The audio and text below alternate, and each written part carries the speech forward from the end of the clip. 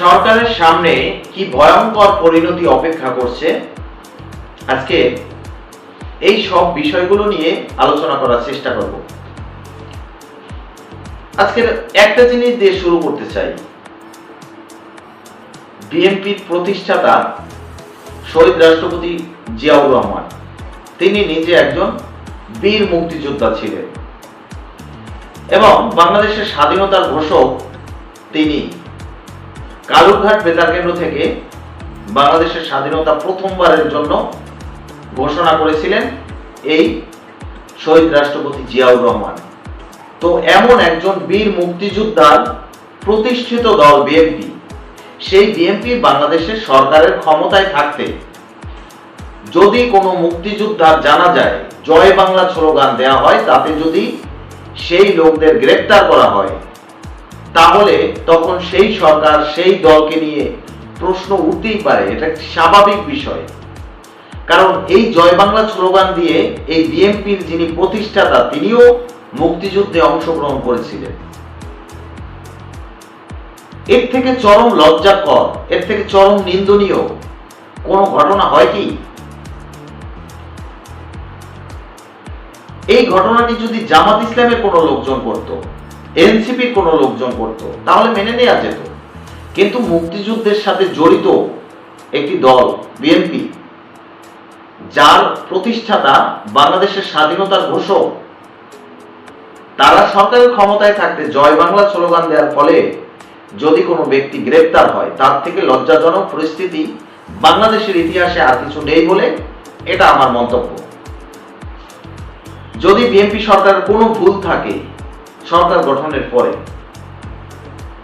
সব ভুলের ভিতরে এটা তাদের সবচেয়ে বড় ভুল, এই কথাটি আমি বলে গেলাম আজকে। মনে রাখবেন আমার এই কথাটি। সরকার এমনিতেও নানা টালবাহনার ভিতর থেকে বর্তমান বাংলাদেশকে পরিচালিত করছে। ডক্টর ইউনূস 1 বছর এই বাংলাদেশের ক্ষমতায় থাকার পরে তারপরে সমালোচিত হয়েছে, কিন্তু এই বিএনপি সরকার 3 মাস যেতে না যেতেই বিভিন্ন দিক থেকে সমালোচিত হচ্ছে।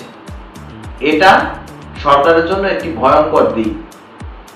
এছাড়াও আন্তর্জাতিকভাবে আওয়ামী লীগ যেইভাবে ফিরে আসতে চাচ্ছে, শেখ হাসিনা যেভাবে হুমকি দিচ্ছে মাথা উঁচু করে ফিরে আসবে, এই সকল বিষয়গুলো সরকারের সামনে অনেক বড় বিপদের চ্যালেঞ্জ হিসাবে দেখছেন অনেক বড় বড় রাজনৈতিক বিশ্লেষকরা।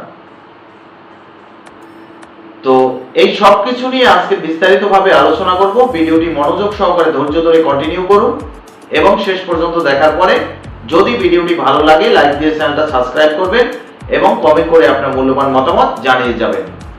বলছিলাম দর্শক, বিএনপি সরকারের 3 মাস পূরণ হতে না হতেই তারা যেইভাবে সমালোচিত হচ্ছেন, তাদের সামনের দিনগুলো খুব যে একটা ভালো দিন হবে এরকমটা আশা করা যাচ্ছে না।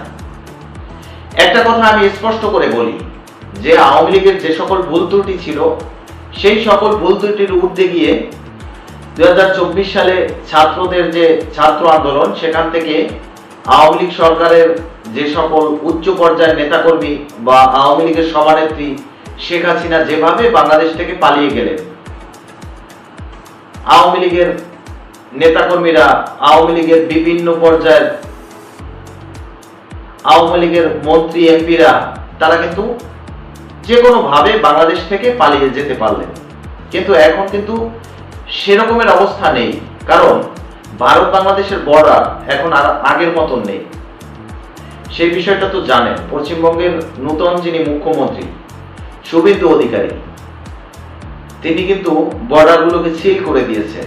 অতএব ভবিষ্যৎ বাংলাদেশে যদি এরকমের কোনো গণ অভ্যুত্থান, জন অভ্যুত্থান, যা কিছুই হোক হয়, তাহলে বর্তমানে যারাই যে কোনো ধরনের দুর্নীতি অপকর্ম করছেন, তাদের পালিয়ে যাওয়াটা অত সহজ হবে না।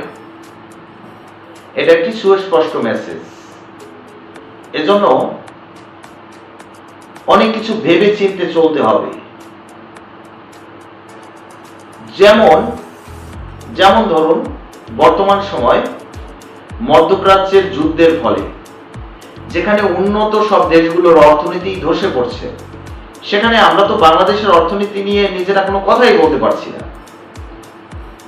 এই মুহূর্তে আমরা যদি সাশ্রয়ী না হই, আমরা যদি আমাদের প্রতিবেশী দেশের সাথে সম্পর্ক ভালো না রাখি, আমরা নিজেদের সাথে নিজেরা যদি মারামারি করি, তাহলে আমাদের অস্তিত্ব কোথায়? আমাদের অর্থনীতি কতদিন এভাবে দাঁড়িয়ে থাকতে পারবে? আমাদের সচ্ছলতা কতটুকু? এবং যেই মুক্তিযুদ্ধের ফলে অর্জিত আমাদের স্বাধীনতা, আমরা এই স্বাধীন দেশ পেলাম, সেই মুক্তিযুদ্ধকে সম্মান না করতে পারি, মুক্তিযোদ্ধাদের সম্মান না করতে পারি, জয় বাংলা স্লোগান দিলে তাতে যদি গ্রেপ্তার হই, তাহলে আমাদের সামনে অচিরেই অনেক বড় বিপদ অপেক্ষা করছে। এটা বলার অপেক্ষা রাখে না, কারণ প্রকৃতি এমন একটা জিনিস, কাউকে ছেড়ে দেয় না। প্রকৃতি আপনাই আপনার বিচার করে থাকে। কারণ একটা জিনিস চিন্তা করেন, শেখ হাসিনা যে চলে গেল, যে দিনটা সকালবেলা চলে গেল, ওই দিন রাত্রে কি কেউ ঘুমের ঘরে স্বপ্নে দেখেছিলেন যে কালকে শেখ হাসিনা এইভাবে পালিয়ে যাবে বিমানে করে? অথবা ওই দিন সকালে উঠে কেউ মনে মনে ভাবছিলেন বা চলে যাওয়ার 5 সেকেন্ড আগেও চিন্তা করছিলেন যে এইভাবে চলে যাবে? কিন্তু আসলে কিন্তু প্রকৃতি থেকে এটা হয়ে গেছে। এই জন্য বলি, প্রকৃতি তার নিজের বিচার আপনা আপনিই করে।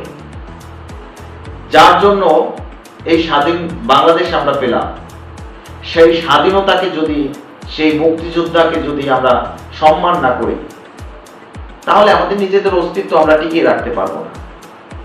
যেই স্লোগান দিয়ে মুক্তিযুদ্ধ হয়েছিল, জয় বাংলা, সেই স্লোগান দিলে যদি বাংলাদেশের বুকে অপরাধ বলে গণ্য হয়, তাহলে আমাদের নিজেদের অস্তিত্ব আমরা নিজেরা টিকিয়ে রাখতে পারবো না।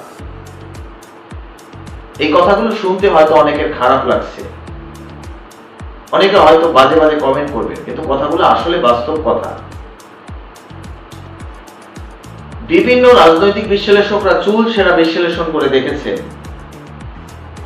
যে 2026 সালের ভিতরেই আবারও বাংলাদেশে অনেক বড় ধরনের একটি রাজনৈতিক দুর্ভিক্ষ নেমে আসবে।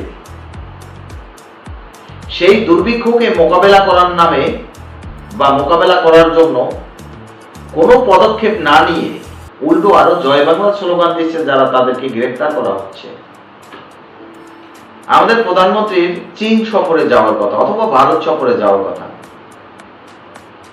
ভারত বাংলাদেশের সম্পর্কটা যে এখন পর্যন্ত একটি সেরা সম্পর্ক হিসেবেই রয়ে গেছে, তাতে যে অর্থনৈতিকভাবে ভঙ্গুর হয়ে যাচ্ছে আমাদের বাংলাদেশ, এই জিনিসটা আমার থেকে ভালো হয়তো সরকারের অর্থমন্ত্রী বা যারাই সরকারের ওই ধরনের দায়িত্বপ্রাপ্ত পদে অধিষ্ঠিত আছেন, তারা খুব ভালোভাবে জানেন। এই সকল বিষয়গুলো নিয়ে সরকারের তেমন কোনো পদক্ষেপ আমরা দেখছি না। বাংলাদেশের অর্থনীতি কোথায়?